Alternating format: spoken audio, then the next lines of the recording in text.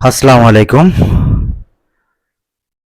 আজ 8 আগস্ট 2025, জুলাই আন্দোলনের 1 বছর পূর্তি হলো। তো গত বছর আগস্টে, জুলাই এবং আগস্টে হাজারো সৈনিকের রক্তের বিনিময়, জীবনের বিনিময় আমরা পেয়েছি এক নতুন বাংলাদেশ। কিন্তু আজকের আমাদের এই বাংলাদেশ যে স্বপ্ন ধারণ করে জুলাই বিপ্লবে অংশগ্রহণ করেছিল এদেশের আপামর জনতা, ছাত্র, সাধারণ মানুষ, তাদের কি সেই স্বপ্ন পূর্ণ হয়েছে?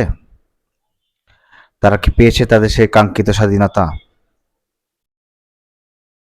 আমরা কি এমন বাংলাদেশ চেয়েছিলাম? এটাই আজকে আমাদের, যারা এই অন্তর্বর্তীকালীন সরকারে বসে আছেন, তাদের কাছে প্রশ্ন। এই স্বপ্ন নিয়েই কি আমরা সেদিন জুলাই বিপ্লবে অংশগ্রহণ করেছিলাম?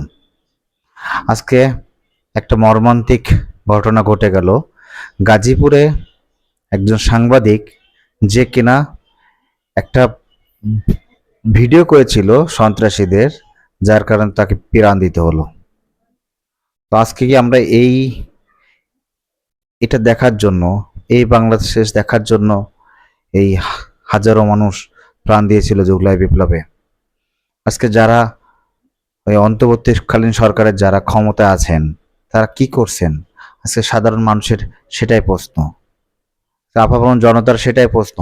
এই বাংলাদেশ দেখার জন্য কি আমরা প্রাণ দিয়েছি? কেউ আহত হয়েছি, কেউ অন্ধত্ব বরণ করেছে। তারা কি করছে সেটার কৈফিয়ত এই দেশের আপামর জনতার কাছে দিতে হবে।